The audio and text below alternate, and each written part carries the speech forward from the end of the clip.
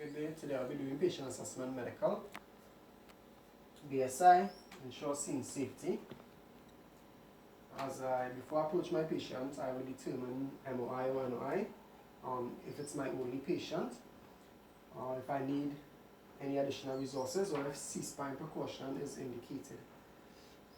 As I approach my patient, I develop a general impression of my patient: age, sex, race, chief complaint, level of consciousness, patient's skin color, temperature, and condition. Is my patient appearing to be sick or not sick, distressed or not distressed?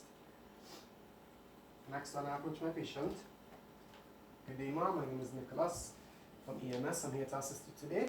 I determine my patient's level of consciousness using first I'll check responsiveness using AVPU. Is my patient alert to verbal stimuli, painful stimuli, or unresponsive? Next, I will check my patient's orientation, asking name, where are you right now, ma'am, what year it is, and the event, the reason for calling EMS today. I would then determine my patient's exact chief complaint, and I will move on to my primary assessment, starting with the airway, asking the patient to open the airway so I can make sure it is open, clear, and self-maintained. I will then move on to the breathing, checking our SpO2 levels.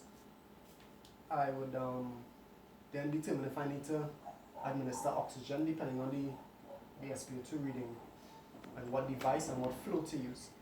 I will then go on to inspecting my patient, exposing the thoracic cavity or thoracic area, inspecting from the nose to the diaphragm, looking for nasal flaring, pursed lips, cyanosis, tracheal deviation, jugular vein distension, accessory muscle use, decap BTLS, rate of the patient's breathing, symmetry and equality, rise and fall of the chest, tidal volume. Then I will go on to palpating my patient, looking for decap BTLS, tracheal deviation, accessory muscle use, decap BTLS.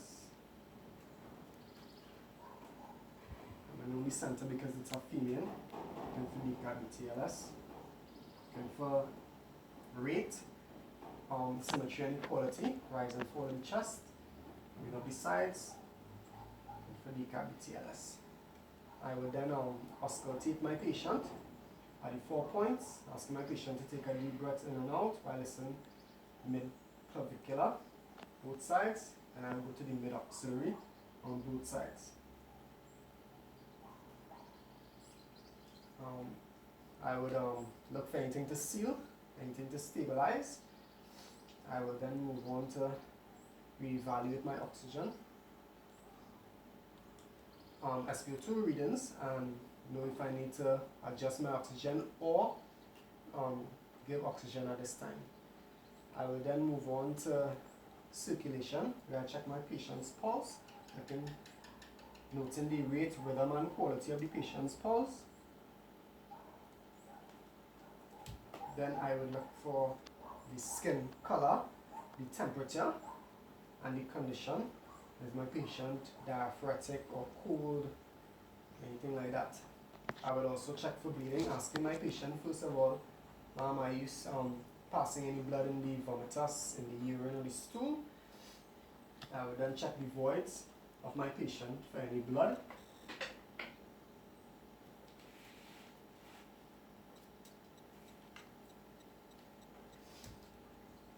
Next thing, at this point, I would determine if it's to load and go or to stay and play with my patient. I would determine if I need to treat for any shock, and I would try and determine my patient's level of seriousness using the COPS scale. Is my patient critical, unstable, potentially unstable, or stable? Next thing, I would be moving on. Well, at this point, I would load and go, and I would be moving on to my history taking. I'll be using the OPQRST scale for any pains or anything of that nature, the onset of it, any palliation or provocation, the quality, what does the pain feel like if the patient could describe the pain? Does the pain radiate to anywhere, or is it, located in one area? The severity on a scale of 1 to 10, any patient tell me how much pain they're getting, 10 being the most pain ever felt, and the time, how long ago I've been experiencing this pain. I will also do a sample history of my patient, signs, symptoms, my patient have any allergies on any medications, past pertinent history, last oral intake, and the event leading up to this incident. If my patient is having breathing difficulty, I will use the PACE scale. If it's a suspected stroke patient, I will use the FAST scale. If the patient has an altered mental status, I will use the AEIOU TIPS scale. From there, after the history taken, I would move on to the secondary assessment, where I would do a physical examination on my patient.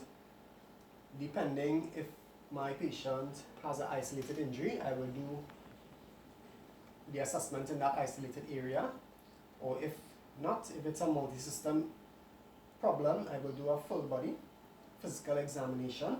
If the patient also is unable to speak, if he's not oriented, I will also do a full body, because the patient will be unable to explain to me where they're experiencing the problem.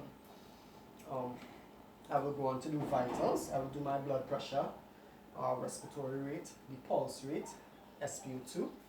I would check the patient's skin color, temperature, and condition. I would check for cap refill. I would check the pupils, patient's body temperature. I would also do a GCS scale at this time.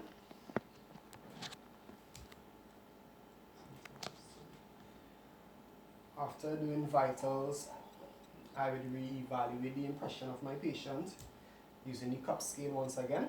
I would then do an intervention using the power bomb, position, oxygen, warm, is there anything bandage or splint, advanced airway, and any medications to administer to my patient will be done at this time.